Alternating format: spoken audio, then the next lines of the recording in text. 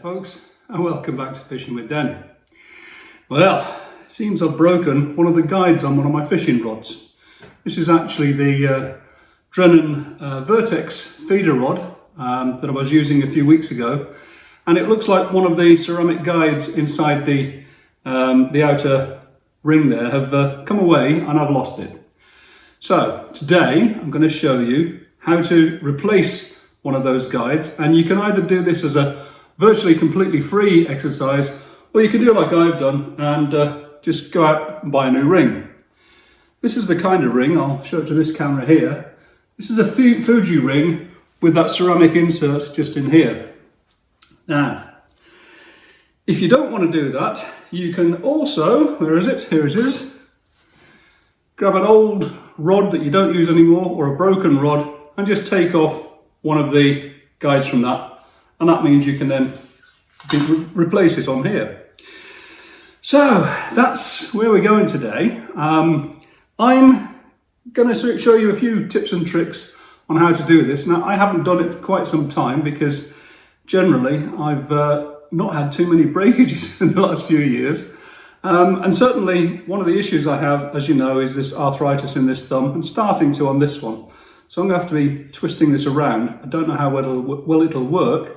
So again, I'll have a little tip and a trick for that for you.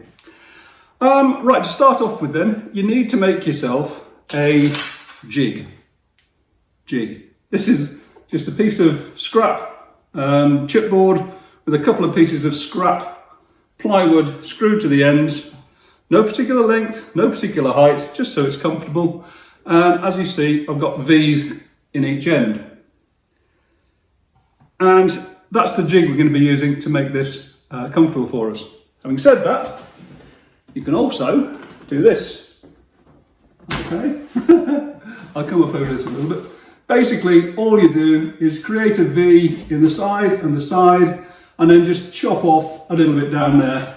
And you can do the same thing as I've done here with a cardboard box, for those of you that don't really do any DIY. Right, as far as the jig goes, make the base reasonably wide. This is probably 9-10 inches, something like that, a couple of 100 mil wide, just to make it nice and stable. These don't have to be anything special. I mean, there are only 2 screws holding them in, and that's it. So that's the basic jig. Now let's talk about the rod itself. As I said, what you could do is to take off one of these rings off this one, and all you would do there, again, I'll move this down, is take the craft knife, and I'll show it to this camera here, and just on the top of the leg, just literally cut away all of that old whipping in there.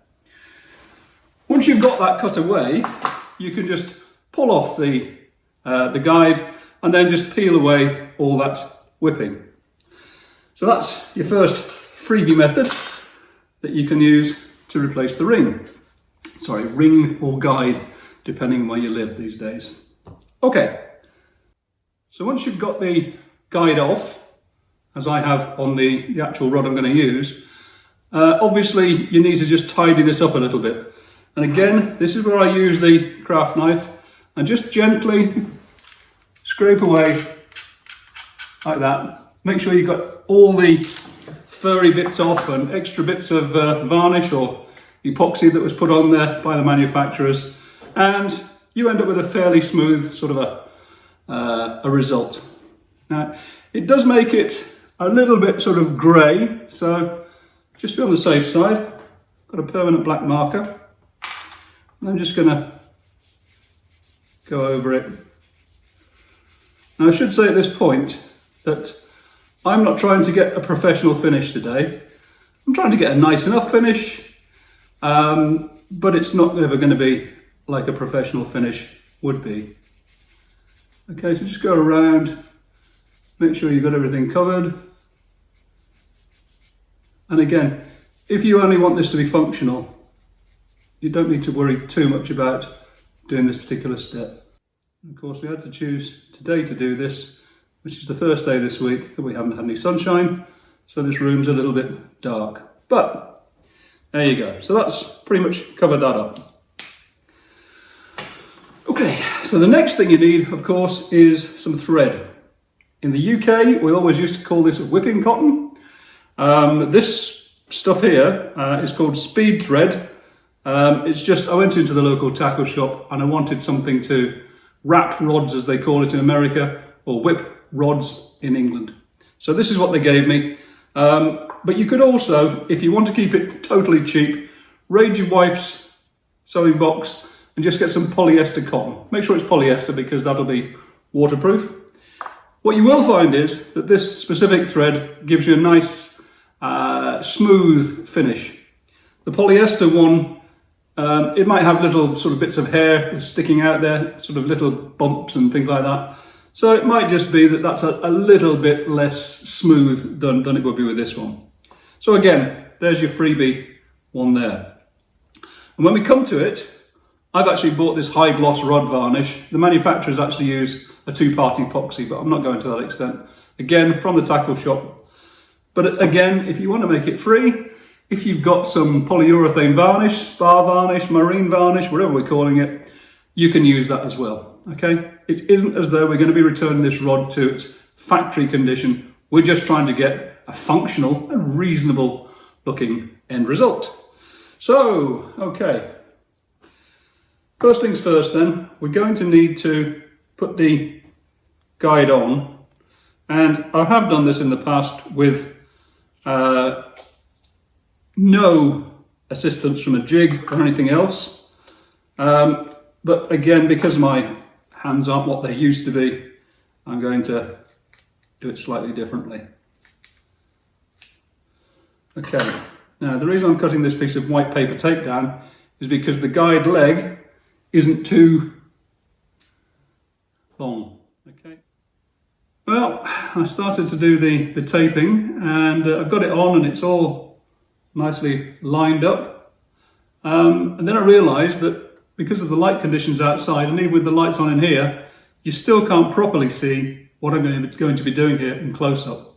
So I've set up this action camera, and I've got myself this very bright light, which is actually quite blinding. I think it's a halogen. Apologies for any shadows behind me, but this should hopefully get us where we need to be. I've cut a small amount of thread off, which I'll just put into a loop and put on one side, and we'll get back to that shortly. I've also got myself another piece of tape, and I'm going to put this on just slightly back from where I want to start the wraps. I'm going to take my thread,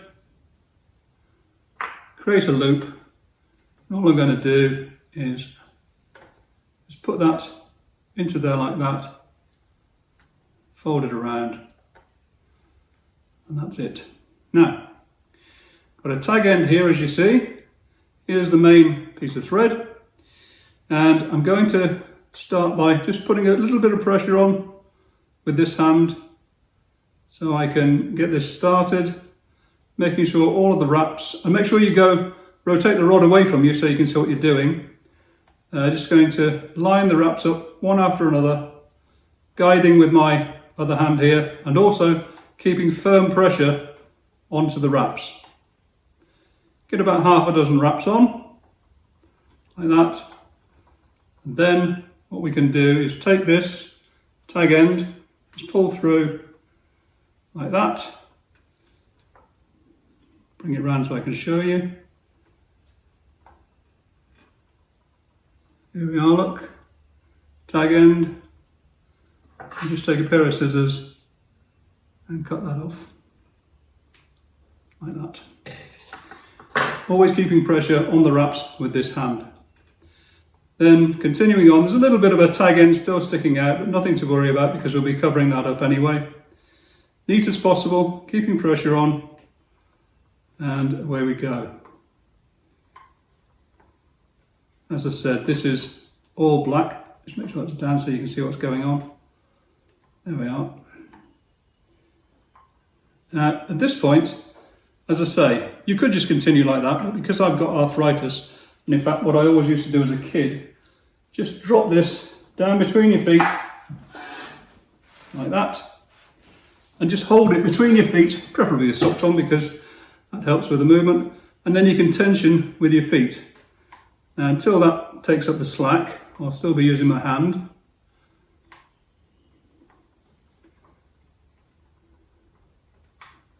Right, we're approaching the end of the ring now, or the guide, and that slack has been taken up, down. I can feel it, the pressure down at my feet. This is a tricky area because sometimes it doesn't want to go onto the edge of the leg, it seems to want to slide off. But as you can see, I've now got my hand free if I need to do anything with it. So now I just use my hand as a guide, and my feet as tensioners. As I say, you don't have to do this, but it works for me. Right, I've got a few wraps on there now. So keeping the tension, I'll just take off this piece of tape.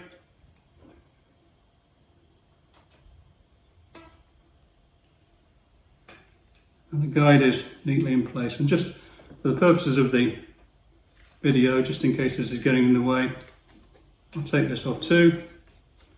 And you can see that's held on nicely. Okay, so continue with the wrapping then, just using my left hand as a guide and my feet as a pressure point. Just keep that going.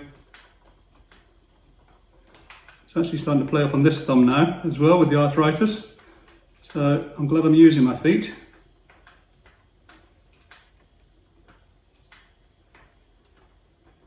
Nearly there. Right, and then when I get fairly close to the point where the leg starts to go up, this is where we use this loop here, which we chopped off earlier on. And what I'm going to do is just hold it against the rod like that, hopefully you can see, and then just whip over it. Very similar to what we did at this end. And again, this is another reason for having your feet controlling, because you can control other things with this free hand. So there we are, that's probably 4 or 5 wraps around, maybe even 6, maybe more. It's looking about done now. So if I cut off the tag end down here, keeping pressure again on there, and then this loop, make sure you pick the right one up then. This is the end of my line I've been wrapping with. I'm just going to pass that through the loop,